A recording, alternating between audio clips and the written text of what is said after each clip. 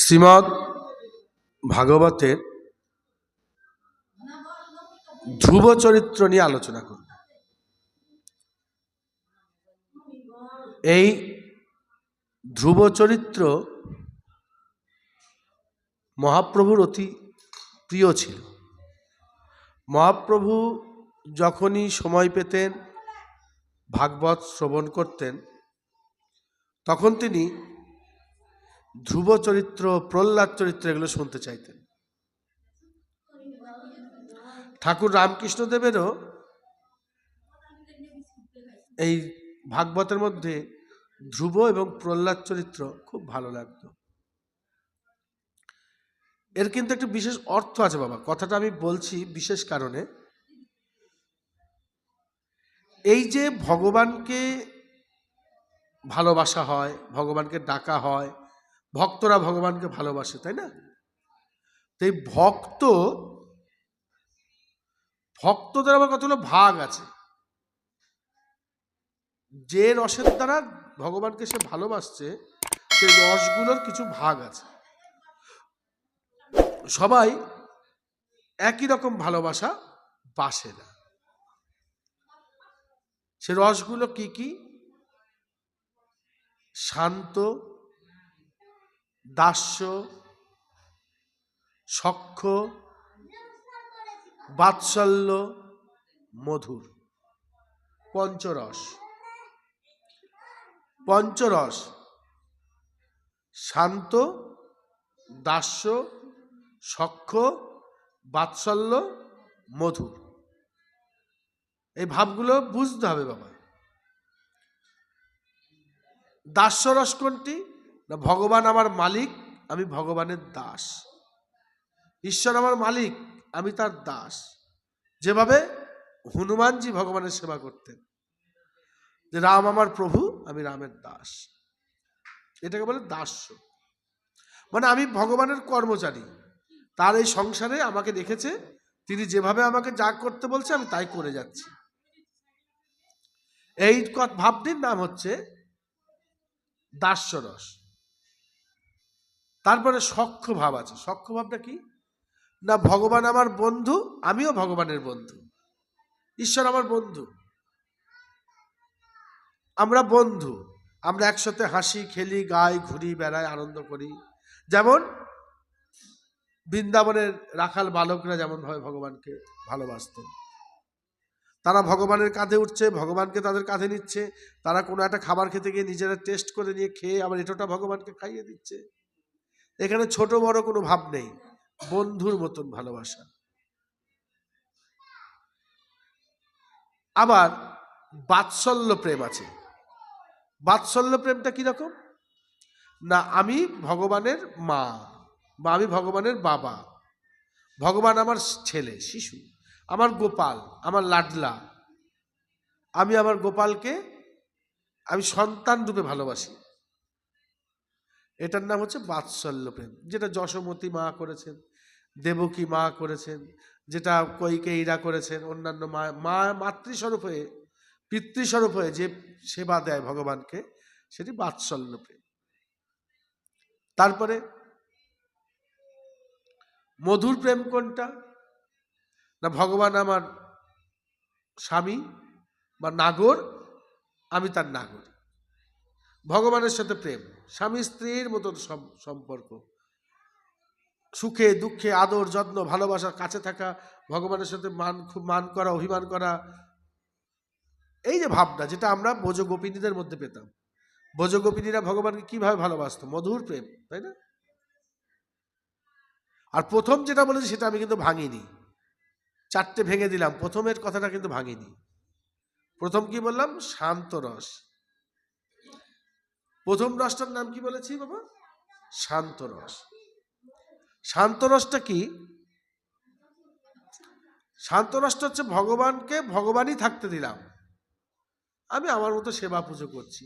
আমি সংসারী মানুষ, সংসারী জীব, আমি ভগবানকে অত বেশি কাছে এগোতে পারছি না। আমি কি করছি?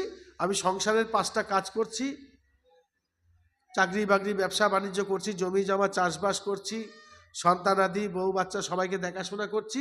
সেই ফাঁকে ফাঁকে কর্মের ফাঁকে ফাঁকে আমি ভগবানকে পূজা করি, আরতি করি, সেবা দিই, আহ্নিক জপ করি, ভগবানের নাম করি।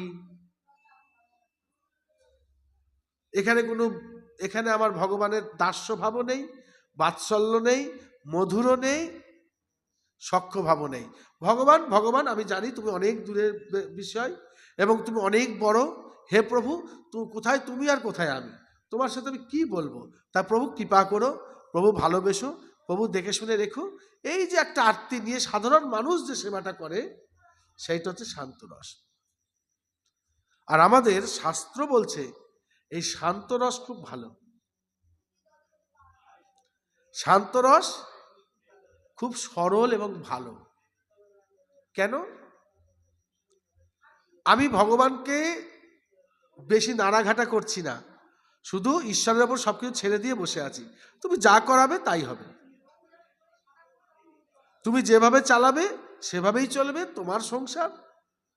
তুমি কখনো তুলছো, কখনো নামাচ্ছ, কাকে আনন্দ দিচ্ছ, কাকে দুঃখ দিচ্ছ। সেই জন্য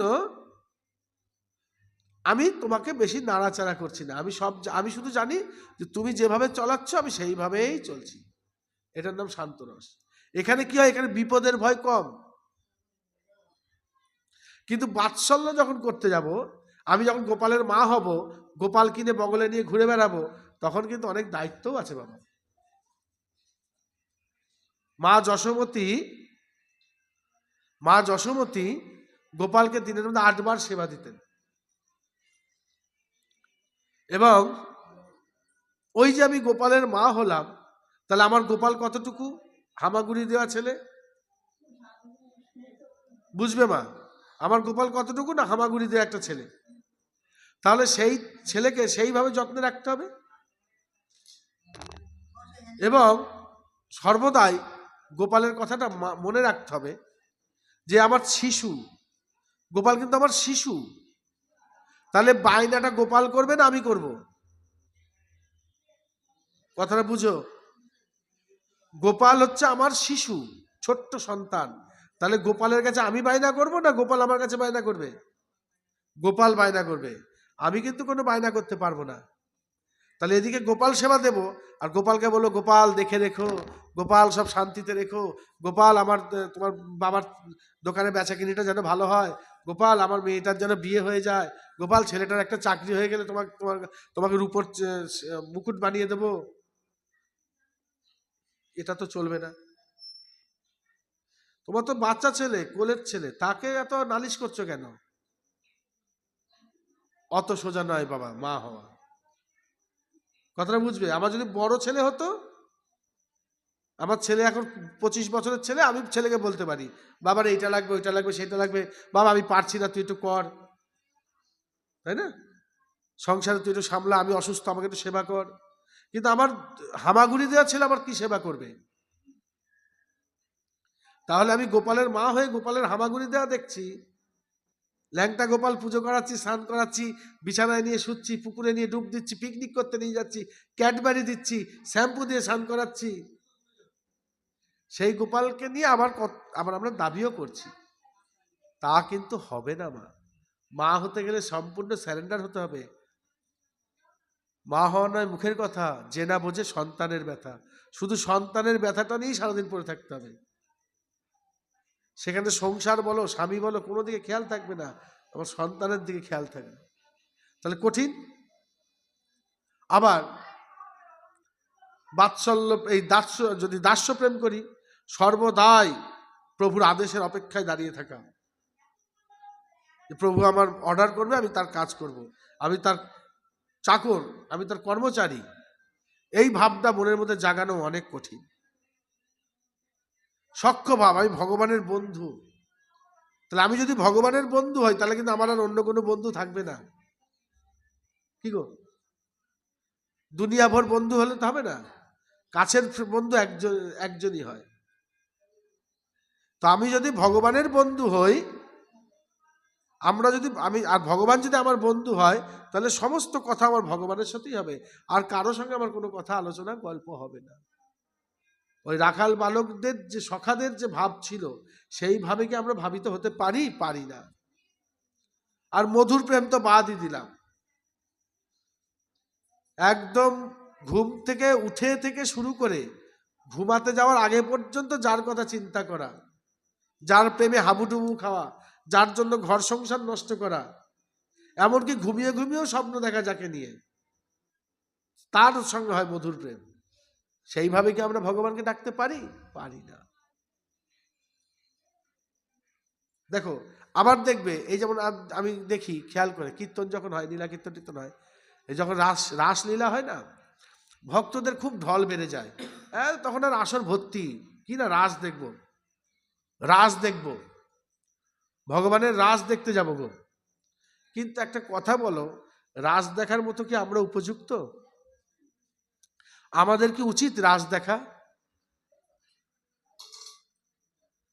ভগবান শ্রীকৃষ্ণ জগতের পিতা, তিনি তার নিত্য সখীদের নিয়ে রাসলীলা করছেন, সেখানে নিত্য গীত আনন্দ ফুর্তি করছেন।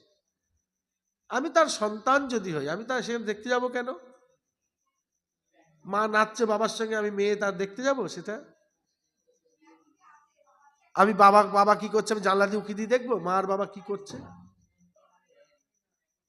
কথাটা বুঝবে। রাস দেখতে হলে তাহলে সে মধুর প্রেমের যারা প্রেমিক, যারা মধুর ভাবে ভাবুক, যারা কৃষ্ণগত প্রাণ, তারা কিন্তু রাস দেখতে পারে, বাকি সবার তারা রাস চলে।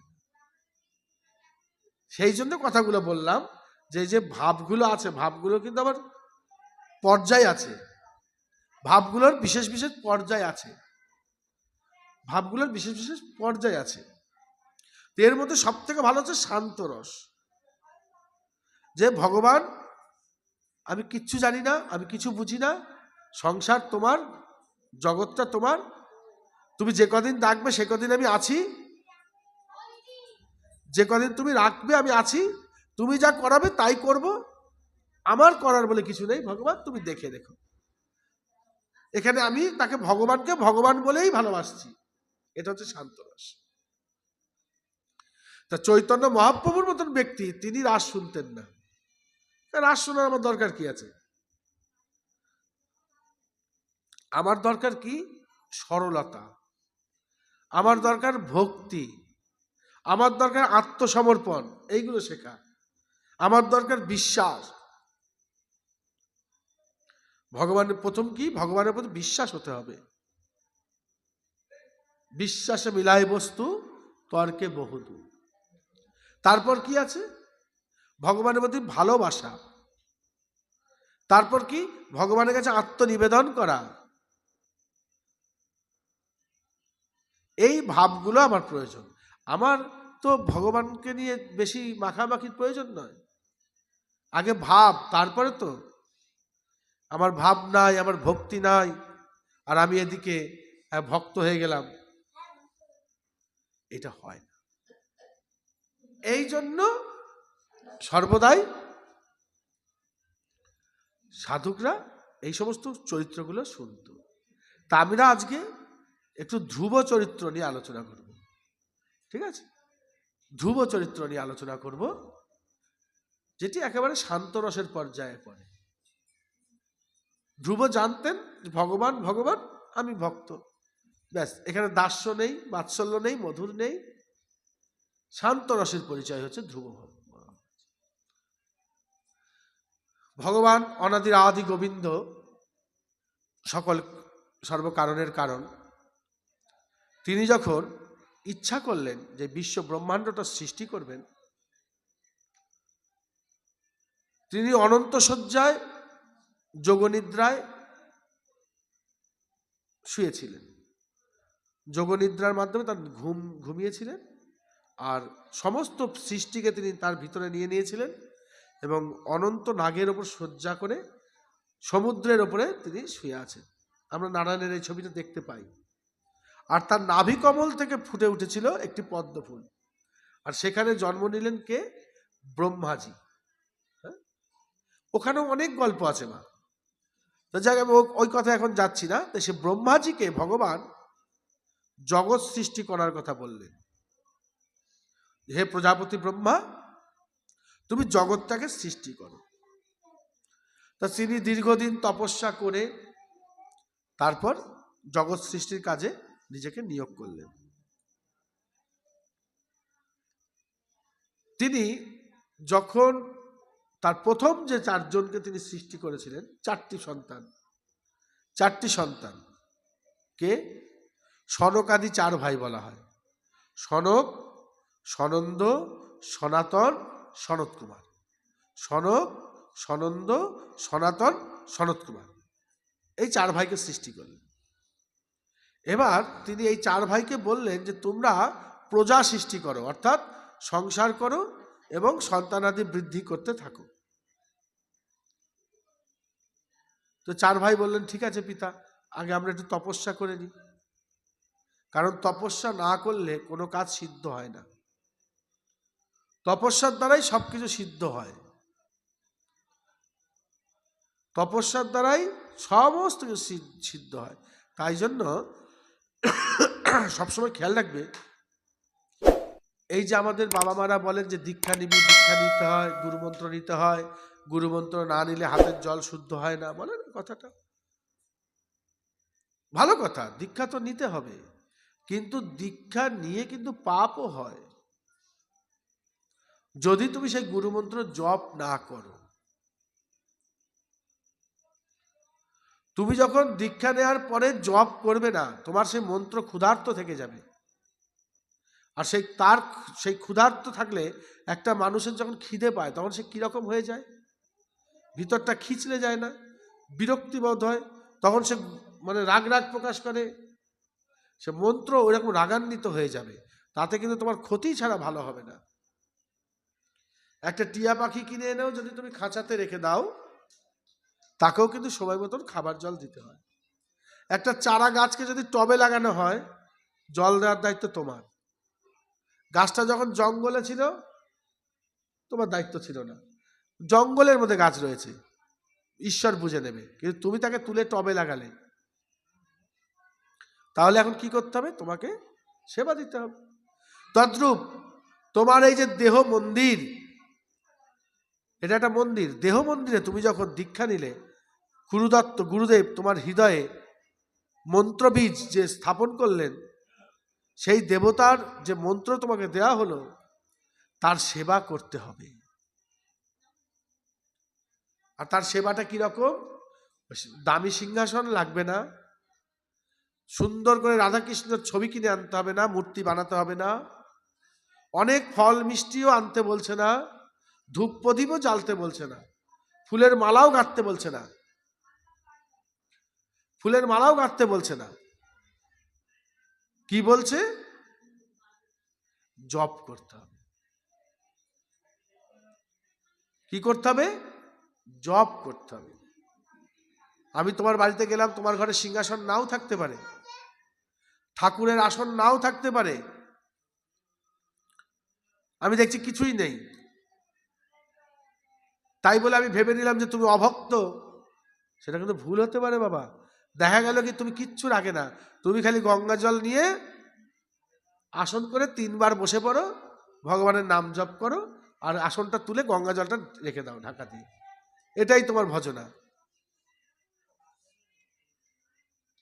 এই যে আমাদের মহাপুরুষরা, বাবা ঋষিরা, সাধুরা, মুনি ঋষিরা, তারা যে তপস্যা করতে যেত, তারা কি মন্দির প্রতিষ্ঠা করেছিল নাকি, না ফুল চন্দন দুর্বা তুলে সারাদিন পুজো দিত? দেখবে তারা সারাদিন পাহাড়ে, পর্বতে, গুহায়, বৃক্ষতলায় বসে বসে কি করত, তারা খালি জপ করত, তারা খালি জপ করত। এই যে জপ, এই যে আহ্নিক, এটাই হচ্ছে প্রধান ভজনা, এটাই হচ্ছে প্রধান ভজনা। যাই হোক, তো এখন এই যে 4 ভাই, সনকাদি 4 ভাই, এরা তখন পিতাকে বললেন, পিতা তাহলে আমরা তপস্যা করি, তারপরে আমাদের জ্ঞান অর্জন হোক, তারপরে আমরা সংসার করব। এইবার দীর্ঘদিন তপস্যা করার পরে যখন তারা সিদ্ধি লাভ করলো, তখন পিতা খুব খুশি, বলে বাহ বাবা ফিরে আসলো, বলে বলো কি চাও। পিতা বলছে কি চাও, এইবার পিতাকে বলছেন, পিতা আমাদেরকে বরদান করুন। মানে পিতা বলছে, কি চাও বলো। তো সেই ছেলেগুলি বলছে, 4 ভাই বলছে যে পিতা আমাদেরকে আশীর্বাদ করুন, আমরা যেন এই 5 বছর বয়সের বালকের মতনই থাকি। আমরা যেন চিরকাল এই 5 বছর বয়সের বালকের মতো থাকি, 5ম বর্ষীয় বালকের ন্যায় যেন আমরা থাকতে পারি। পিতা তো কিছু সাধারণভাবে বলে দিলেন, কি ব্রহ্মাজি, তথাস্তু, তাই হবে বাবা, তোমরা এই 5ম বর্ষীয় বালকের ন্যায় থাকবে। এইবার বলছে যাও সংসার করো। তখন সেই 4 ভাই বলছে, পিতা এটা কিরকম বলেন আপনি, আমরা যদি 5 বছরের বালকের মতনই সারা জীবন থেকে যাব, তাহলে আমরা সংসার করব কি করে? 5 বছরের বালকের দ্বারা তো সংসার করা যায় না। তাদের লাজ লজ্জা বলতে কি আছে? কতটুকু ছেলে, 5 বছরের ছেলে, উলঙ্গ, তাদের জামা কাপড়েরও প্রয়োজন হচ্ছে না। তারা সংসার সম্বন্ধে কি বোঝে? তাদের জ্ঞান বুদ্ধি এরকম সরল থেকে গেল। দিয়ে তখন ব্রহ্মাজির রাগ হলো, ছেলেগুলো তো খুব পাকা, প্রথম 4টে ছেলে। রাগ হলো যে কিরে, আর যেই নাকি রাগ হয়েছে তখন তার ভ্রু থেকে, কপালের থেকে রাগটা ছিটকে বাইরে বেরিয়ে চলে এসেছে। ব্রহ্মার সেই রাগ ছিটকে বাইরে চলে এসে একটা বাচ্চার রূপ ধারণ করে কান্না করছে। এবার ওই জন্ম নিয়েই সে কান্না করছে জোরে জোরে, তাই তার নাম রাখা হলো রুদ্র। কে বলতো? রুদ্র, মানে মহাদেবের বিশেষ অংশে জন্ম নিল রুদ্রদেব, শিব। এইবার ব্রহ্মা তখন কে বলছে যে পিতা আমি কি করব? ব্রহ্মা বলছে এক কাজ করো, তুমি প্রজা সৃষ্টি করো, সংসারটাকে সাজাতে হবে। ভগবান বিষ্ণুর আদেশে আমরা সংসারটাকে সাজিয়ে তুলব, প্রজা সৃষ্টি করো। তখন রুদ্রদেব কি করলেন? ভূত প্রেত সব সৃষ্টি করেছে। বাবা ভোলানাথের শিষ্য কারা? বাবা ভোলানাথের চেলা কারা? বাবা ভোলানাথের সন্তান কারা? ভূত প্রেতরাই তো। গাদা ভূত প্রেত তৈরি করেছে। সে তাদের দেখে কে, এক একটা এক এক রকম দেখতে, বুঝলি, ভয়ঙ্কর ভয়ঙ্কর দেখতে। তখন ব্রহ্মাজি বললেন থাকো, আর দরকার নেই, অনেক হয়েছে, এরপরে তৈরি করলে জগৎটা নষ্ট হয়ে যাবে। মহাদেব থেমে গেলেন। ব্রহ্মাজি আবার সন্তান তৈরি করতে চেষ্টা করলেন, যে সংসারটা কিভাবে বাড়ানো যায়। এই যে আমরা দেবর্ষি নারদের কথা শুনি, এরপর দেবর্ষি নারদ জন্ম নিলেন। তাকে সংসার করতে বলা হলো, সেও সংসার করলো না। তারপরে রিভু, হংস, অরুণী, জ্যোতি, এরকম বিভিন্ন বিভিন্ন অনেক ঋষিদের, অনেক যে মুনিদেরকে তৈরি করলেন ব্রহ্মা, কিন্তু এরা কেউই সংসার করতে চাইল না, সংসার করতে চাইল না। সংসারে কেউ ঢুকছে না, সবাই ভগবানের সাধনায় লিপ্ত হয়ে যাচ্ছে। ব্রহ্মা খুব চিন্তিত হয়ে গেলেন, কি করা যায়। তারপর সাধনা করে ব্রহ্মা জন্ম দিলেন মদন দেবকে, কামদেবকে। ভগবানের কাছে বললেন যে ভগবান, আমি সংসার সাজাতে পারছি না, সংসার কর, তুমি তো বললে আমাকে পৃথিবীতে সংসারটাকে সাজিয়ে তুলতে, আমি পারছি না। যাদেরকেই তৈরি করছি তারা সবাই না সাধু হয়ে যাচ্ছে, তারা সব তোমার চিন্তায় মগ্ন হয়ে যাচ্ছে, কেউ আর সংসারের দিকে মন দিচ্ছে না। তো প্রভু কৃপা করো, না হলে আমি পারবো না। তখন কি করলেন? ভগবান শ্রীকৃষ্ণেও, অনাদির আদি গোবিন্দ, তার অংশ থেকে ব্রহ্মার একটি সন্তান জন্ম নিল। কে বলতো? মদন দেব, কামদেব। বুঝতে পেরেছ? এই যে কাম, এই যে কামনা বাসনা, এই যে মদন দেবের এত শক্তি, এই মদন দেব আসলে কে, কোথা থেকে আসলেন? ভগবান শ্রীকৃষ্ণের শরীরের ভিতর থেকেই প্রকটিত হলেন, তাই তার এত জোর। আর এই মদন দেবের কাছে কি হচ্ছে? সবাই পরাজিত। যার দিকে মদন দেব দৃষ্টি দিয়েছেন, সে তার জায়গাটা বজায় রাখতে পারেনি। সে দেবতা বলো, মানুষ বলো, ঋষি বলো, যার কাছে মদনদেব একবার দৃষ্টি দিয়েছে, সে সেখানে তখন কি হয়েছে, সে আত্মীয় জ্ঞাতি সম্পর্ক, মা বাবা ভাই বোন কিচ্ছু বিচার করতে পারেনি। সে কি করেছে, নিজের স্বভাবটা নষ্ট করে ফেলেছে, কামের বশীভূত হয়ে গেছে। এরকম হাজারো হাজারো গল্প শাস্ত্রে আছে। কিন্তু দুই জায়গায় এই মদনদেব পরাজিত হয়েছিলেন। সে দুই জায়গা কোথায়? একটি হচ্ছে মহাদেবের কাছে। মহাদেব একবার সাধনা করছিলেন, এখানে গল্প আছে, আমি এখন সেই গল্পটা বলবো না। তা সেই সাধনা করার সময় মদনদেব সে ধ্যান ভাঙাতে গেছিলেন। এবার ধ্যান ভেঙে মহাদেব তার দিকে তাকিয়েছে, আর সঙ্গে সঙ্গে মদনদেব পুরো ছাই হয়ে গেছিলেন। সেদিন থেকে কামের আর শরীর ছিল না। কামদেব, এই কামদেবের আর সেদিন থেকে দেহ ছিল না। তিনি থাকতেন, সবাই বুঝতে পারত, কথা বলতে পারত।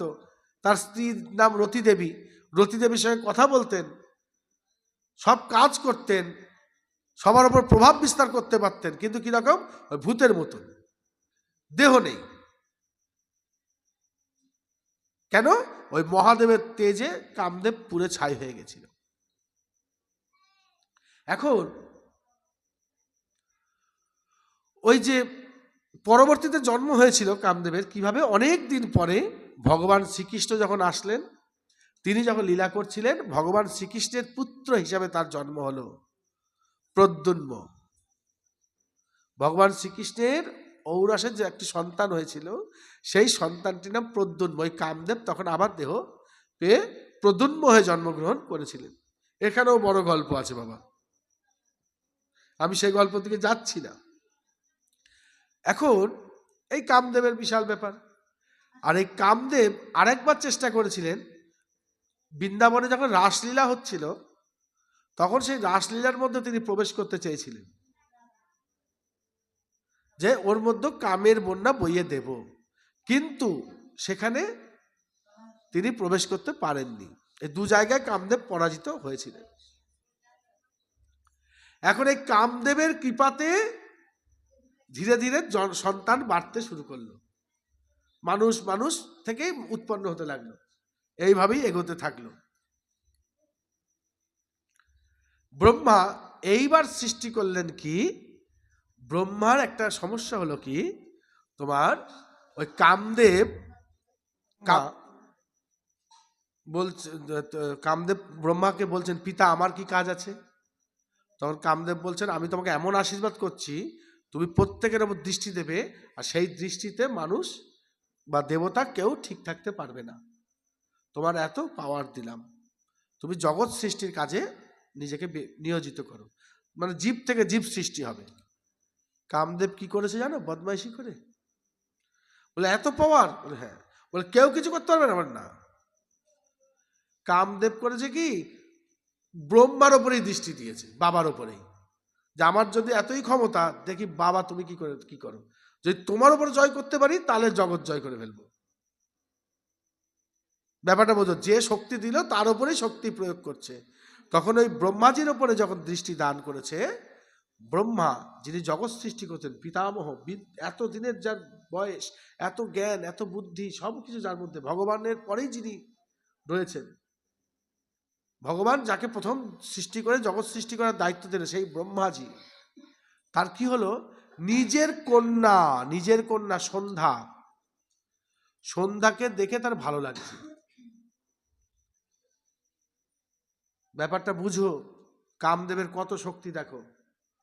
ব্রহ্মার মতো ব্যক্তি নিজের কন্যার দিকে এগিয়ে যাচ্ছে, বুঝতে পারছো? এই হচ্ছে কামদেব। এই জন্য গুরুদেব যখন দীক্ষা দেন, কামবীজ কাম গায়ত্রী মন্ত্র দেন, সেটা বেশি বেশি জপতে হয়। জপলে কি হয়, মন থেকে ওগুলো আস্তে আস্তে সরে যায়। মনকে ঠিক রাখতে গেলে, নিজেকে ঠিক রাখতে গেলে ওই ইষ্ট মন্ত্র যত জপ করবে, ওই কামবীজ কাম গায়ত্রী যত জপ করবে, তত তোমার মনটা ভালো থাকবে। আর শুধু দীক্ষা নিলাম আর হয়ে গেল, তাতে কিন্তু কিচ্ছু হবে না। এখন এইবার এই পর্যন্ত আমি বললাম কেন, পরে কি করলেন, ব্রহ্মাজির খুব লজ্জা হলো, যে দেখো কি অবস্থা, দিয়ে ব্রহ্মা করলেন কি, সেই দেহটাকে ত্যাগ করে দিলেন, দিয়ে নতুন একটা দেহ নিলেন, ওই দেহটাই আর রাখলেন না।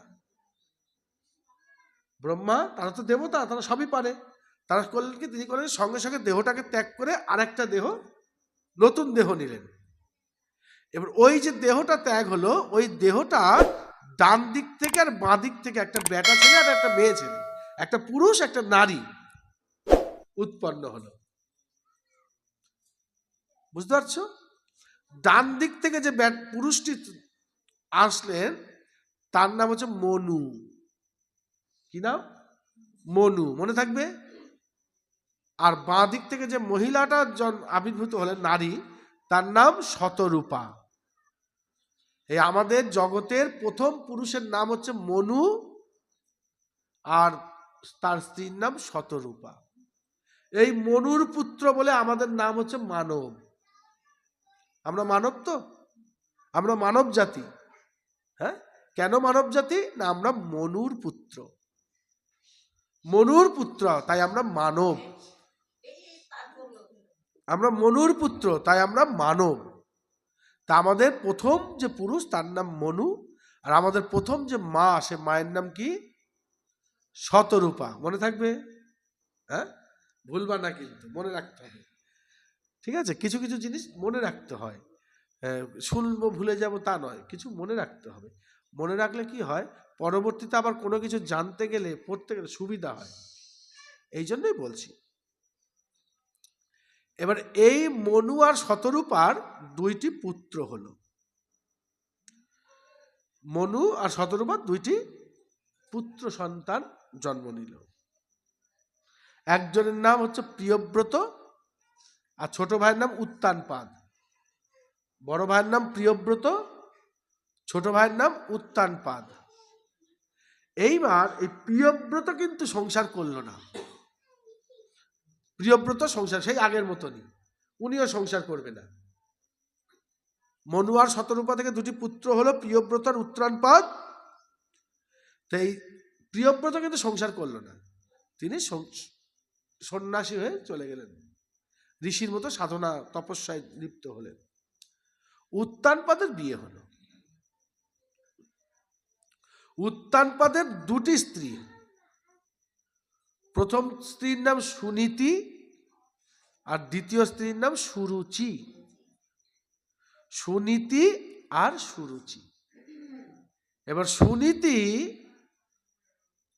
এরকম এখানে একটা কথা আছে, ভগবান আমাদেরকে কিন্তু সুনীতি নিয়েই পাঠায়।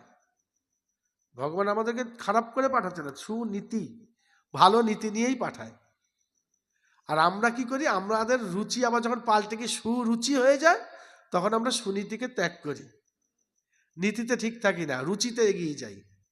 তো এখানে উত্তানপাদেরও সেই অবস্থা।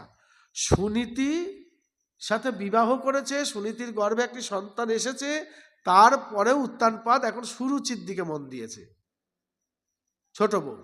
সেই সুরুচিকে নিয়ে আনন্দে আছে, আর সুনীতি এখন দুঃখ ভোগ করছে। কিছুকাল পরে যখন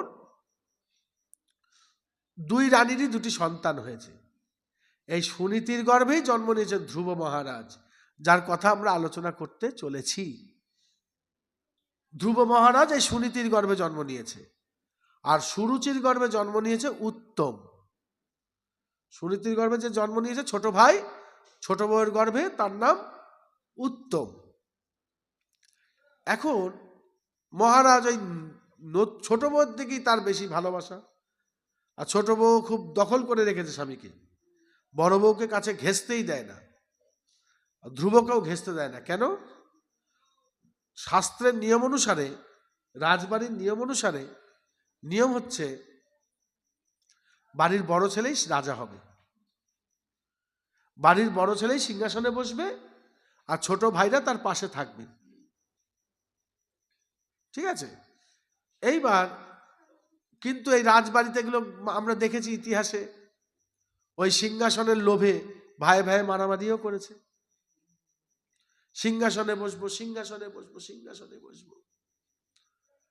এই প্রসঙ্গে একটা কথা বলি, আমরা গীতা শ্রবণ করেছি না? গীতা, মহাভারত আমরা দেখেছি। সেখানে কি হয়েছে, হস্তিনাপুর রাজধানীর দুই ভাই, অন্ধ ধৃতরাষ্ট্র হচ্ছে বড়, আর পাণ্ডু হচ্ছে ছোট ভাই। ধৃতরাষ্ট্রের 100 পুত্র, পাণ্ডুর 5 পুত্র। এই পাণ্ডুর 5 পুত্রকে বলা হয় পাণ্ডব, আর ধৃতরাষ্ট্রের 100 পুত্রকে বলা হয় কৌরব। কুরু বংশ, তাই কৌরব। এবার এদের ভাইয়ে ভাইয়ে অশান্তি। কি অশান্তি? সিংহাসন নিয়ে। তাই পাণ্ডবরা, এই ছোট ভাইরা কিন্তু সিংহাসনের দাবি করছেন না, ওরা অত ঝামেলা করতে চাইছে না, ওরা মিলেমিশে থাকতে চাইছে। কিন্তু সিংহাসনের অ্যাকচুয়ালি মালিক হচ্ছে ওই ছোট ভাই, মানে ছোট ভাইয়ের ছেলেরা। ছোট ভাইয়ের যে ছেলেরা তারা আগে জন্ম হয়েছে, ওই ধৃতরাষ্ট্রের আগে জন্ম হয়েছে। বুঝতে পারছো? ধৃতরাষ্ট্রের পুত্র হচ্ছে পরে, আর পাণ্ডুর পুত্র যে যুধিষ্ঠির, ভীম, অর্জুন, নকুল, সহদেব, এই যুধিষ্ঠিরের জন্ম হয়েছে আগে। তাহলে সিংহাসনে যুধিষ্ঠির বসবে, আর এরা বসবে না, এরা সাথে থাকবে। কিন্তু এদের ইচ্ছা যে আমরা বড়জনের ছেলে, তাই আমরাই সিংহাসনটা নেব, কারণ ওদের বাবা বড় ভাই। ব্যাপারটা বুঝতে পারছো তো? মানে বড় ভাইয়ের ছেলে ছোট হয়েছে, পরে হয়েছে, আর ছোট ভাইয়ের ছেলে আগে হয়েছে। হয় না এরকম? বদ্দা থাকতে ছোট ভাই তো বিয়ে করে নিয়ে আসলো, বাচ্চা কাচ্চা হয়ে গেল, তারপর বদ্দা বিয়ে করছে, এর মতো হয়। এখানে সেরকম ছিল না, একসাথেই ছিল, কিন্তু বাচ্চাটা আগে পরে হয়েছে, বড় ভাইয়ের বাচ্চাগুলো পরে হয়েছে। এর মধ্যে অনেক গল্প আছে, এই গল্প তো শেষ নেই বাবা। বলছে পৃথিবীর ধূলিকণা গুণে শেষ করা যেতে পারে, কিন্তু কৃষ্ণ কথা, হরি কথা বলে শেষ করা যাবে না। যত বলবো কোন দিক থেকে কোথায় চলে যাব, এই গল্পের শেষ নেই। শুধু এগুলো মনে রাখতে গেলে কিছু কিছু নাম মনে রাখতে হবে, না হলে কিন্তু গল্পগুলো মনে রাখতে পারবা না, শোনাটাই হবে খালি। দেখুন, আর ওই পাণ্ডুর ছেলেটা আগে হয়েছে যুধিষ্ঠির, ধর্মরাজ যুধিষ্ঠির, সিংহাসন ওই প্রাপ্ত, কিন্তু এরা 100 ভাই সিংহাসনটা নিয়ে চায়। এর মধ্যে একটা রহস্য আছে যে, আবার রহস্যটা কি, যখন ওই বড় ভাই তো অন্ধ, সিংহাসনে বসতে পারতো না, ঘরে থাকতো, ছোট ভাই রাজত্ব করত। হ্যাঁ, এইবার বড় ভাইয়ের বউয়ের মনে খুব দুঃখ, হ্যাঁ আমার স্বামী অন্ধ বলে সিংহাসনে বসতে পারে না, তাহলে আমার ছেলে যেন সিংহাসনে বসে। বুঝলে তো? যেদিন থেকে সে গর্ভে বাচ্চা এসেছে, সেদিন থেকেই গর্ভে হাত বুলায়, পেটে হাত বুলায়, কি যে আমার বাচ্চাটা যেন আগে হয়, আমার বাচ্চাটা যেন আগে হয়, আমার বাচ্চাটা যেন আগে হয়। কারণ আমার স্বামী বড়, কিন্তু আমার স্বামী সিংহাসনে বসতে পারে না অন্ধ বলে, দেওর আমার সিংহাসনে বসে। কিন্তু এখন যদি আমার বাচ্চাটা আমার পরে হয়, তাহলে ওই দেওরের পরে দেওরের ছেলে সিংহাসনে বসবে, ওই সিংহাসন আর আমরা নিতে পারবো না। সিংহাসনটা আমার বরের ছিল, অন্ধ, তাই সে ঘরে বসে থাকে, তার ভাই সিংহাসনে বসে আছে। এবার আমার ছেলে যদি ছোট হয়, তাহলে আমিও সেই আমার ছেলেও ঘরে বসে থাকবে, আর দেওরের ছেলে সিংহাসনে বসবে। তা লোভটা ছিল কিন্তু ওই মায়ের, ছেলেদের লোভ ছিল না। বুঝতে পারছো কথাটা? ছেলেগুলোর লোভ কেন হলো, কেন ওরা জন্মিয়ে থেকে সিংহাসন সিংহাসন করে মারামারি করলো, কেন যুদ্ধ হলো, কেন বংশটা শেষ হয়ে গেল? মায়ের জন্য। কেন? ওই পেটে বাচ্চা আসার দিন থেকে মা খালি নাম জপেছে, সিংহাসন চাই, সিংহাসন চাই, আমার ছেলেকে সিংহাসনে বসাবো। বুঝতে পারছো? যার জন্য বাবা আমাদের শাস্ত্রে অনেক জায়গায় লেখা আছে, গর্ভ ধারণ করা খুব কঠিন, অনেক নিয়ম নিষ্ঠা করে গর্ভ ধারণ করতে হয়, এবং গর্ভ অবস্থায় খুব নিয়মভাবে থাকতে হয়। যেরম যেরম ভাববা, যেরম যেরম করবা, সেরম সেরম ভাবে তোমার সন্তান কিন্তু জন্মাবে। অতএব সাবধান। মা সবাই হয় বাবা, কিন্তু সেই রকম মা হতে পারে না। মা সবাই হয়, কিন্তু সেরকম মা হতে পারে না। এই রামকৃষ্ণ মঠের এক মহারাজকে একজন প্রশ্ন করেছিলেন, আচ্ছা বাবা, আগেকার দিনে কত মহাপুরুষ জন্মাতো, কত ভালো ভালো লোকের নাম শোনো না, নেতাজি সুভাষের নাম শুনতে পাচ্ছ, বিবেকানন্দের নাম শুনছো, রবীন্দ্রনাথের নাম শুনছো, কত কত ভালো ভালো লোক। আর এখন একটা লোকের নাম বলো তো, যার ছবিতে মনে হয় মালা দিই, পাওয়া যায়? খুঁজে পাওয়া যায় না। তাই সেই লোকটা বলছে মহারাজকে যে মহারাজ, এখন কি আর সেই সমস্ত মহাপুরুষগুলো জন্মায় না কেন? তো মহারাজ কি উত্তর দিয়েছে জানো? মহারাজ বলছে, আকাশে প্লেন ওড়ে দেখেছো? বলে হ্যাঁ। বলে প্লেনগুলো কোথায় নামে? বলে কেন এয়ারপোর্টে নামে। বলে কেন এখানে নামবে না? বলে তাই কি নামতে পারে নাকি? একটা এয়ারপোর্ট লাগে, রাস্তা লাগে, কারণ ওই আকাশ থেকে নেমেই তো প্লেন খুব রানিংয়ে ছোটে, জায়গা লাগে অনেক, বুঝতে পারছো? তো নির্দিষ্ট জায়গা ছাড়া প্লেন নামতে পারে না। বলে ওইটাই হচ্ছে ঘটনা, মহাপুরুষগুলো আকাশেই ভেসে আছে, ভালো ভালো আত্মা ঘুরে বেড়াচ্ছে, ভালো ভালো মা পাচ্ছে না, আসতে পারছে না পেটের মধ্যে। বুঝতে পারছো কথাটা? মানে ভালো ভালো মা থাকলেই ভালো ভালো ছেলে জন্মাবে। আর এখন কি হচ্ছে, আগে দেখো তাও 4টে 5টা 8টা 10টা ছেলে পেলে নিত, একটা দুটো ছেলে সাধু হতো, একটা দুটো ছেলে দেশের কাজ করতো বা মহাপুরুষ হতো বা বিয়ে করেনি বা সমাজ সেবা করছে। হ্যাঁ, আর এখন তো একটাকেই ডাক্তার বানাবে, ইঞ্জিনিয়ার বানাবে, সবকিছু একটা দিয়েই বানাবে। আর নেওয়া যাবে না, পারা যাবে না, অত বাচ্চা মানুষ করতেই নাকি পাগল হয়ে যাবে। তাহলে আগেকার মানুষগুলো কি করে পালন করেছে? তখন তাদের গ্যাসের উনুন ছিল না, কাঠখড়িতে আনতে হতো। তখন তাদের মিনিকেট চাল ছিল না, ধান পাড় দিয়ে চাল করতে হতো। তখন তাদের লন্ডি ছিল না, বাড়িতে জামা কাপড় কাচতে হতো। তখন তাদের কারেন্ট ছিল না, ল্যাম্পোর আলো প্রদীপের আলোতে ছেলেপেলে মানুষ করতে হয়েছে। তখন তাদের হসপিটাল ছিল না, নার্সিংহোম ছিল না, বাঁশের চোচালি দিয়ে দাই মারা নারী কেটেছে। সেই দিন জামা কাপড় ছিল না, এত দোকান ছিল না, ক্যাডবেরি ছিল না, নাড়ু মোয়া হলে পরে ছেলেপেলের কি আনন্দ। সেই দিনগুলো পিছনে খুঁজে দেখতে হয়। সেই দিন তারা পেরেছে 8টা 10টা বাচ্চা নিতে, আর এখন তোমাদের এত সুযোগ সুবিধা আছে আর তোমরা বাচ্চা নিতে পারছো। পেটের থেকে দেখো চিন্তা করেছে বলে সিংহাসন নিয়ে মারামারি হয়েছে।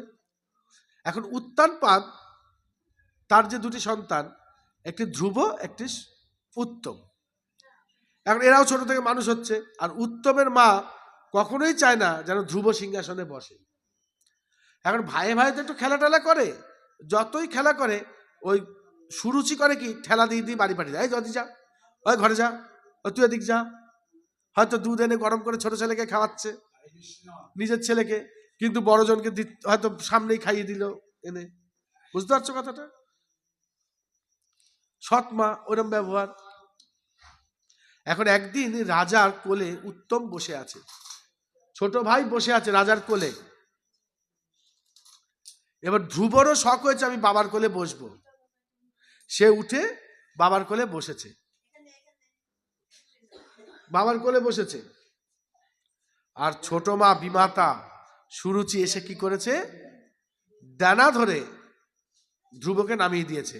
যাও, এই কোলে বসার অধিকার তোমার নেই, যাও যাও ঘরে যাও। ও কান্না করছে। কি বলছে, কি বলছে ছোট মা দেখো, বলছে এই কোলে বসতে হলে তোমাকে আমার পেটে জন্ম নিতে হবে, এই কোলে বসতে হলে তোমাকে আমার পেটে জন্ম নিতে হবে, যাও। ধ্রুবর খুব মন খারাপ হয়েছে। ধ্রুব এখন বাবার দিকে তাকিয়েছে। মাটা সৎ মা হতে পারে, বাবাটা তো সৎ বাবা না। মা তার সৎ হতে পারে, বাবা তো সৎ বাবা না। তো বাবার দিকে তাকিয়েছে, কিন্তু বাবা বাবা হয়ে গেছে স্ত্রৈণ। স্ত্রৈণ মানে কি, যেই পুরুষ তার স্ত্রীর আঁচলের তলায় থাকে, অর্থাৎ স্ত্রী তাকে উঠায়, স্ত্রী তাকে বসায়, স্ত্রী যেভাবে বলবে, স্ত্রীর অঙ্গুলি হেলনে যে চলে তাকে বলে স্ত্রৈণ। তখন উত্তানপাদের অবস্থা হয়েছে সেই রকম। উত্তানপাদ তার ছোট রানীকে ধমক দিতে পারলো না, এটা তুমি কি বলছো, কেন আমার কোলে বসবে না, তোমার এটা বলা উচিত নয়, এইসব বলতে পারলো না। সে চুপ করে বসে আছে। ধ্রুবর আরো রাগ হলো যে কি রে বাবা। ধ্রুব তখন 5 বছরের ছেলে। কানতে কানতে ধ্রুব চলে গেছে নিজের মায়ের কাছে, কানতে কানতে নিজের মায়ের কাছে চলে গেছে। গিয়ে কান্না করছে। মা বলছে, কি হয়েছে তোমার, কি হয়েছে? খুব ফুপি ফুপি কাঁদছে, হিচকি উঠছে। কি হয়েছে ধ্রুব, কি হয়েছে? বলছে যে আমি বাবার কোলে বসতে চেয়েছিলাম, বসেছিলাম, কিন্তু ছোট মা আমার ডানা ধরে আমার ডানা ধরে নামিয়ে দিয়েছে। ছোট মা আমার ডানা ধরে নামিয়ে দিয়েছে, কথাটা বুঝবা। আমাকে বাবার কোলে বসতে দেয়নি। আর কি বলেছে? আর বলেছে অপসারদ্য পুরুষাং তস্যৈ বানুগ্রহণমে গর্ভে স্ত্বং শ্রদ্ধাস্ত্বাত্মনং যদিচ্ছসি নিপাসনম। আমার গর্ভে যদি জন্ম নাও তবেই তুমি এই বাপের কোলে বসতে পারবে, তোমাকে আমার গর্ভে জন্ম নিতে হবে। সুনীতি কি বলছে দেখো, এখনকার মায়েরা হলে কি বলতো? একেবারে ঝাঁটা নিয়ে এগিয়ে যেত, ঝগড়া করতো, কেন তুই আমার ছেলেকে এরকম করেছিস, স্বামীকেও যাচ্ছে তাই বলতো, তাই না? কিন্তু সুনীতি তা বলছে না। সুনীতি, সুনীতি, তার নীতিতে ঠিক আছে। সে কি বলছে? বলছে বাবা ছোট মা কিন্তু ঠিকই বলেছে, ছোট মা ঠিকই বলেছে। যেহেতু তোমার বাবার এখন মন ছোট মায়ের প্রতি, ছোট মাকেই বেশি ভালোবাসে, আমরা দুয়ো রানী, আমাদেরকে সেইভাবে সেই চোখে দেখে না। আমাদের উচিত নয় ওইখানে গিয়ে ঘুরঘুর করা। যেখানে আদর নেই, যেখানে সম্মান নেই, যেখানে ভালোবাসা নেই, সেখানে যেতে নেই। বুঝতে পারছো তো? যেখানে ভালোবাসা নেই সেখানে যেতে নেই, যেতেই নেই সেখানে। একবার গেলে দেখলে যে না এরা সম্মান করতে জানে না, এরা ভালোবাসতে জানে না, আদর করছে না, আর দ্বিতীয়বার সেখানে যেতে নেই। তুমি ওখানে যাবে না। আর তোমার যদি মনেই হয় বাবার কোলে বসবো, তাহলে ছোট মা যা বলেছে তাই করো, তপস্যা করো, ভগবানের সাধনা করো, ভগবানের ভক্তি করো, তপস্যা করে তুমি ওই ছোট মায়ের গর্ভে গিয়ে জন্মগ্রহণ করো, তাহলেই তুমি আবার বাবার কোলে বসতে পারবে। বুঝতে পেরেছ? ধ্রুবর রাগ হয়ে গেছে, ধ্রুব এখন তপস্যা করবে। ধ্রুব মহারাজ কি করলেন? তপস্যা করবে। 5 বছরের শিশু কানতে কানতে গভীর বনে চলে গেছে, মধুবন, গভীর মধুবনে চলে গেছে ধ্রুব মহারাজ তপস্যা করার জন্য। শুধু ডাকছে ভগবানকে। কি বলে ডাকছে? যার নাম জানে না তো, ভগবান ডাকছে, কোথায় আছো তুমি, এখানে আসো, আমাকে দেখা দাও। কান্না করছে। ধ্রুবর কান্না দেখে মা লক্ষ্মীর কষ্ট হয়েছে। তিনি বলছেন যে প্রভু, ওইটুকু বাচ্চা ছেলে ওইভাবে তোমাকে ডাকছে, কাঁদছে, তোমার কি মায়া হচ্ছে না? তুমি যাও, ওকে দেখা দাও। বনের মধ্যে কত বাঘ সিংহ ঘুরে বেড়াচ্ছে, বিষাক্ত সাপ আছে কত, ওইটুকু বাচ্চা একটু পরে সন্ধ্যা হয়ে যাবে, ও থাকবে কি করে? তুমি দেখা দাও, ওকে বাড়ি পাঠাও। ভগবান কি বলছেন? বলছে আমি পারবো না যেতে সামনে। কেন? বলে ওর গুরু করা হয়নি। গুরু ছাড়ি গোবিন্দ ভজে, সে পাপী নরকে মজে। আগে গুরুকরণ করতে হবে, দীক্ষা নিতে হবে, আশ্রয় গ্রহণ করতে হবে।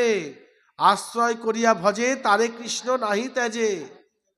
আশ্রয় ছাড়া ভজনা হয় না।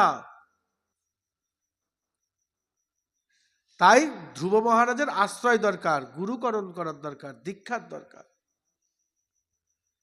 বুঝেছ?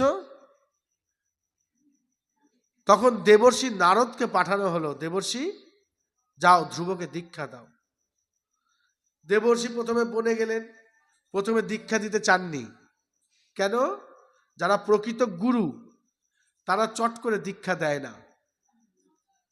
আর যাদের খাতায় নাম বাড়াতে হবে, অনেক দল বাড়াতে হবে, তারা যে কেউ গেলেই দীক্ষা দিয়ে দেয়, দলে বড় হবে। আর যারা প্রকৃত গুরু তারা কি করে? তারা পরীক্ষা করে, ঘুরায়, 6 মাস 1 বছর 2 বছর ঘুরায়। দরকার বলে হরিনাম দিয়ে বলে যে তুমি এটা করতে থাকো, পরে আসবা, ঠিক আছে তুমি একাদশী করো, তারপর তোমার দীক্ষা দেবো। আচ্ছা ঠিক আছে তুমি নিরামিষ খাওয়া শুরু করো, তারপর দীক্ষা দেবো। এরা বহু পদ্ধতিতে তাদেরকে চাপে রাখে, বা হয়তো তারা বই দিয়ে দেয় যে এই বইটা পড়বে, হ্যাঁ, এই বইটা মুখস্থ করে আমার কাছে আসবে, আমি কিছু কিছু প্রশ্ন ধরবো, যদি সেই প্রশ্নগুলো উত্তর দিতে পারো তাহলে দীক্ষা দেব। মানে আগ্রহটা দেখে।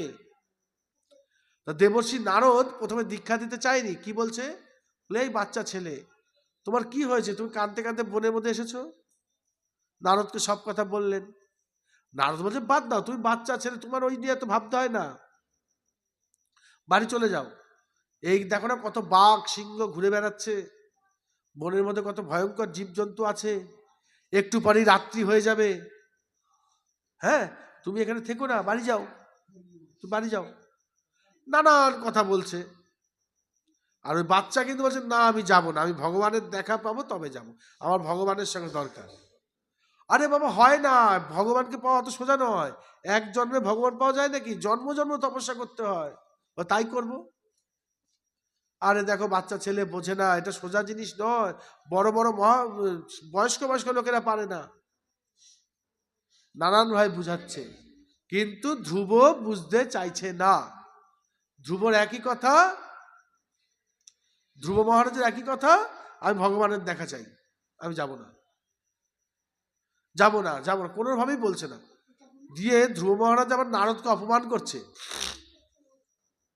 দেবর্ষি নারদকে অপমান করছে ধ্রুব মহারাজ। কি বলছে, বলে একটা সত্যি কথা বলবেন। বলে কি, বলে আপনি সত্যি সত্যি সাধু, ভেজাল না তো।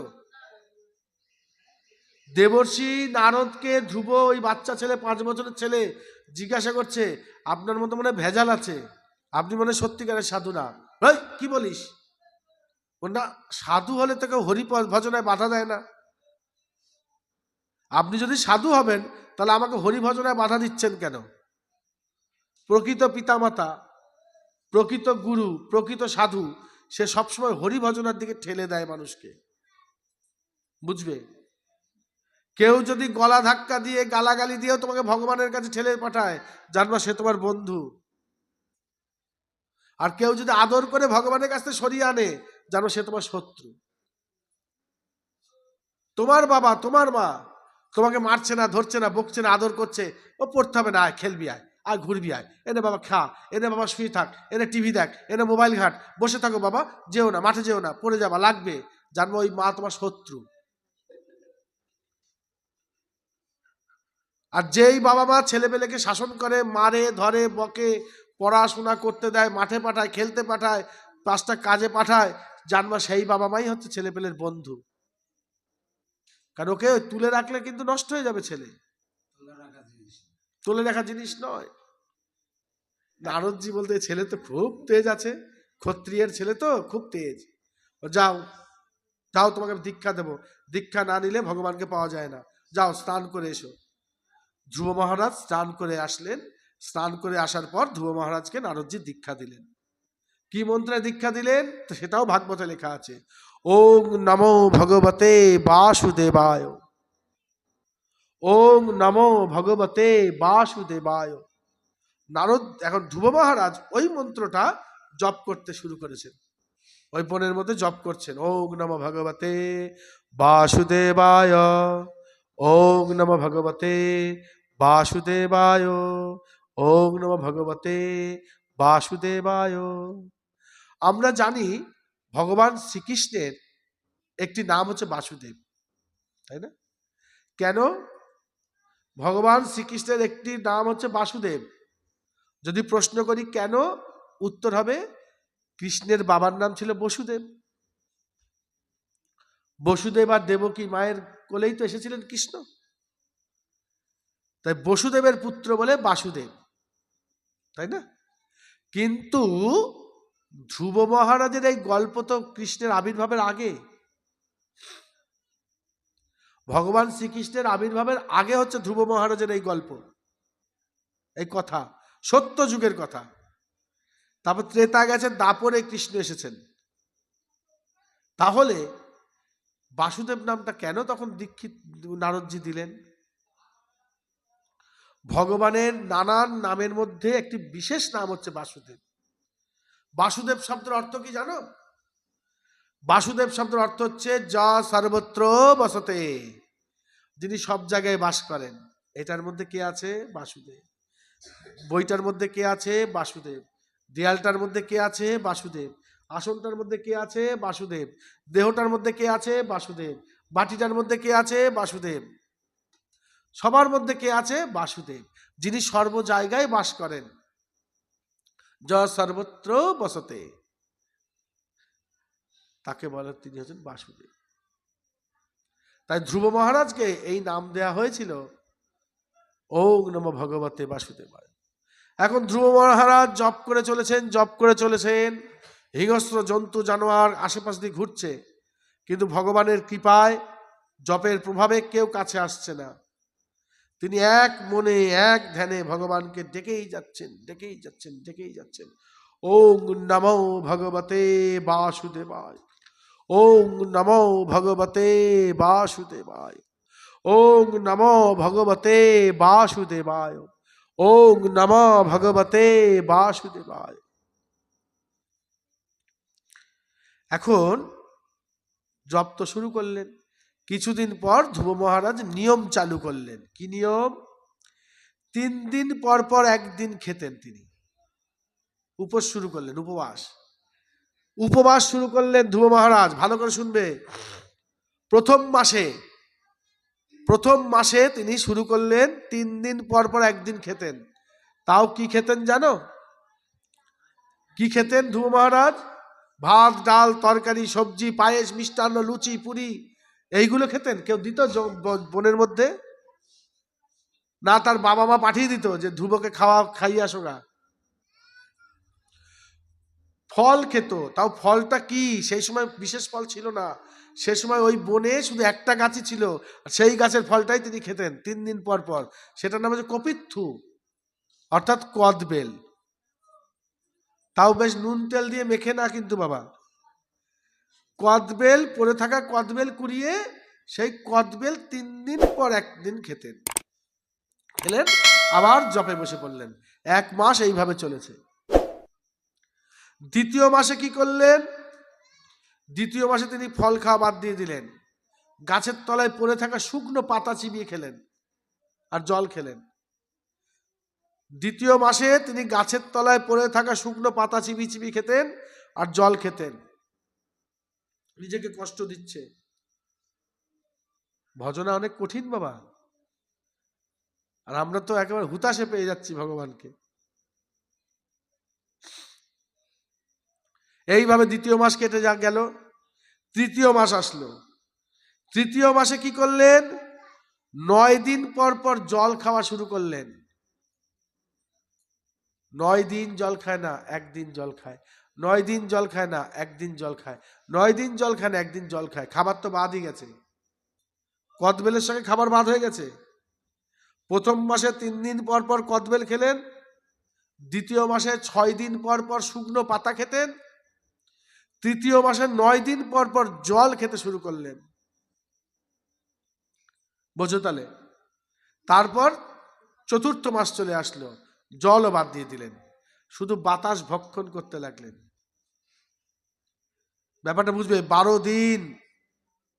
দিন ধরে প্রাণায়াম করে বাতাস আটকে রেখে 12 দিন পর নিঃশ্বাস নিচ্ছেন। কথাটা বুঝো। 12 দিন পর পর বায়ু পান করছেন, 12 দিন পর পর বায়ু পান করছেন। 5 মাস এসে গেল। পঞ্চম মাসে তিনি এক পায়ের উপর উঠে দাঁড়ালেন। একটা পায়ের উপর দাঁড়িয়ে আর একটা পা তুলে নিলেন উপরে। এক পায়ে দাঁড়িয়ে এরকম হাত জোর করে, হ্যাঁ, নিঃশ্বাস বন্ধ করে দাঁড়িয়ে গেলেন। কথাটা বোঝো। নিঃশ্বাস বন্ধ করলাম, মরে যাবো, হাত তুলে নিলাম আমরা। কিন্তু ধ্রুব মহারাজ সেইটা করছেন না। একদম নিঃশ্বাস বন্ধ, মরে যাবে। উনার বাঁচা মরা নিয়ে চিন্তা নেই, উনি ভগবানকে পেতে চায়। তাই নিঃশ্বাস বন্ধ করে নিয়ে দাঁড়িয়ে আছে। এইবার যখন পঞ্চম মাসে নিঃশ্বাস বন্ধ করে ওইভাবে হাত জোর করে ভগবানকে দাঁড়িয়ে ডাকছেন, তখন কি হলো? পৃথিবী টলতে শুরু করেছে। কিরকম টলছে? ভাগবতে লেখা আছে। বলছে না, নৌকার উপর হাতি উঠলে কেমন চলবে? ধরেন নৌকা, তার মাঝখানে একটা হাতি আছে, হাতি যেদিকে চাপে সেদিকেই তো টলে। হাতির ভার তো বেশি, নৌকা অনেক ভারী। তাই জন্য হাতিকে সাবধানে দাঁড়াতে হবে। হাতি যদি বেশি লাফালাফি করে নৌকা ডুবে যাবে কিন্তু। তা হাতির যেমন টলমল করবে নৌকায় উঠলে, পৃথিবী সেইভাবে টলমল টলমল করছে। পৃথিবী টলমল টলমল করছে। তখন ভগবান এসে দেখা দিলেন ধ্রুব মহারাজকে। ধ্রুব মহারাজকে দেখা দিলেন, ধ্রুব মহারাজের সামনে আসলেন ভগবান, এসে ডাকছেন, ধ্রুব, এই ধ্রুব, ধ্রুব তুমি চোখ খোলো। ধ্রুব, এই দেখো আমি এসে গেছি। ধ্রুব তাকাও, এ দেখো আমি এসেছি। ধ্রুব তাকাচ্ছে না। ধ্রুব তাকাচ্ছে না। কেন তাকাচ্ছে না? কারণ ধ্রুব তখন অটোমেটিক ভগবানকে দেখতে পাচ্ছে চোখের ভিতরে। একদম নিঃশ্বাস বন্ধ করে নিয়ে ধ্যানস্থ হয়ে ভগবানকে চোখের মধ্যে ভরে নিয়েছে। চোখ বুঝে ভগবানকে দেখছে, বাইরের কোনো জ্ঞান নেই। ধ্রুব জানেই না কোথায় দাঁড়িয়ে আছে, বাইরে কি হচ্ছে ধ্রুব কিছুই জানে না। ব্যাপারটা বুঝবে, ঝড় জল বৃষ্টি চেঁচামেচি হই চই কিছু শুনতে পাচ্ছে না ধ্রুব। পুরো ধ্যানস্থ হয়ে গেছেন, সমাধিস্থ হয়ে গেছে এবং ভগবানকে দেখছেন আর মুখে একটা হাসি ভাব। ভগবান বুঝতে পারলেন ধ্রুব চোখ খুলবে না। ধ্রুব ভিতরেই পেয়ে গেছে আমাকে, আর বাইরে দেখবে না, খুলবে না। তখন ভগবান কি করলেন, যে না, ধ্রুবর সাথে তো আমার কথা বলতে হবে, তাহলে ধ্রুবর ধ্যান ভাঙাতে হবে। কি করে ধ্যান ভাঙাবেন? ভগবান করলেন কি, নিজে হঠাৎ করে ধ্রুবর চোখের থেকে সরে গেলেন। ধ্রুব আর দেখতে পাচ্ছে না। কোথায় কোথায় গেলে, কোথায় গেলে, কোথায় গেলে, কোথায় গেলে, তাকিয়েছে, দেখছে সামনে দাঁড়িয়ে আছে। মানে ভিতর থেকে দেখছিল তো, ভিতরের দেখাটা ভগবান বন্ধ করে দিল, লাইট অফ করে দিল। এইবার ধ্রুব যেই তাকিয়েছে, দেখছে সামনে, দেখছে যে দাঁড়িয়ে আছে।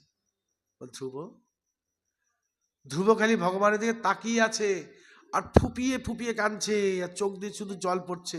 ধ্রুব কিচ্ছু বলতে পারছে না। এ ধ্রুব, কিছু বলো। ধ্রুব, তুমি এত কষ্ট করে আমাকে ডাকছিলে কেন, কি চাও বলো।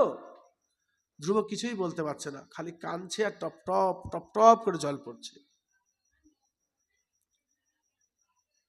বুঝো? তখন ভগবান বুঝতে পারলেন ধ্রুব কিছু বলতে পারবে না, ধ্রুবর কিছু কথা বলার মতো ক্ষমতা নেই। কি করলেন? ভগবানের হাতের বেদময় শঙ্খটি ধ্রুবর গালে স্পর্শ করলেন। ধ্রুবর গালে স্পর্শ করলেন। ভগবানের হাতের বেদময় শঙ্খটি ধ্রুবর গালে স্পর্শ করলেন। অনেকে বলে মস্তকে বা কপালে স্পর্শ করলেন, না, আমি বইয়ে দেখেছি গাল বলে লেখা আছে। কপল মানে হচ্ছে গাল, আর কপাল আলাদা, আর কপল আলাদা। কপলে স্পর্শ করলেন মানে গালে স্পর্শ করলেন। ধ্রুব তখন ভগবানকে কত মন্ত্র বলছে। 5 বছরের ছেলে মন্ত্র কোথা থেকে জানে? কিছুই জানে না, কিন্তু ভগবানের কৃপায় ধ্রুব মন্ত্র বলছে, অনেক মন্ত্র বলছে, সে লেখা আছে আমাদের বইয়ে। তো বলছেন, মুকং করতি বাচলং পঙ্গুং লঙ্ঘয়তে গিরিম যৎ কৃপাতমহং বন্দে পরমানন্দ মাধবম। হে মাধব, তুমি যদি কৃপা করো, বোবা কথা বলতে পারে। মুকং করতি বাচলং, শুধু কথা না, বাচালের মতো বকতে পারে। যে বোবা সে ফরফর ফরফর করে কথা বলতে পারবে যদি ভগবানের কৃপা হয়। মুকং করতি বাচলং পঙ্গুং লঙ্ঘয়তে গিরিম, খোঁড়া মানুষ যার পা নেই সেও পাহাড় পর্বত চড়তে পারবে যদি ভগবানের কৃপা হয়। যৎ কৃপাতমহং বন্দে পরমানন্দ মাধবম, তোমার যদি কৃপা হয় মাধব, সবই সম্ভব। আজকে ধ্রুব সংস্কৃতে মন্ত্র বলছে, ভগবানের স্তব স্তুতি করছে, ভগবান সন্তুষ্ট। এ ধ্রুব, তুমি কি চাও বলো?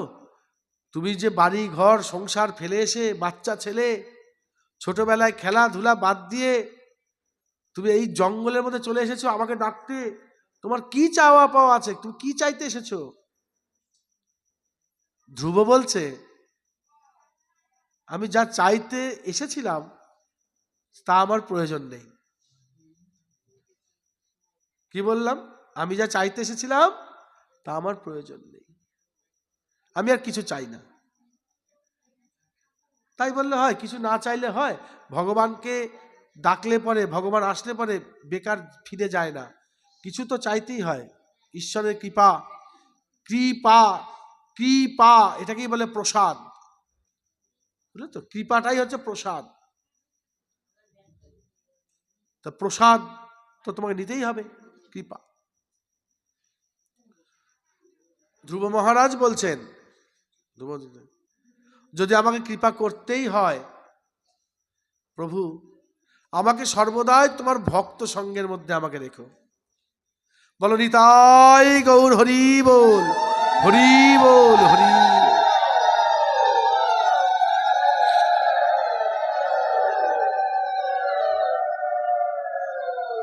সাধুসঙ্গ, সাধুসঙ্গ সর্বলোকে কয়, লবমাত্র সাধুসঙ্গে সর্বসিদ্ধি হয়। যতই আমি ঘরে বসে পড়াশোনা করি, জাপ তাপ আহ্নিক করি, ভক্ত সঙ্গ না করলে, সাধুসঙ্গ না করলে তার উন্নতি হয় না। সাধন পথে এগোতে গেলে সাধুসঙ্গের প্রয়োজন হয়। সাধুগুরু বৈষ্ণবের প্রসাদ, সাধুগুরু বৈষ্ণবের চরণধুলি, এগুলির প্রয়োজন আছে।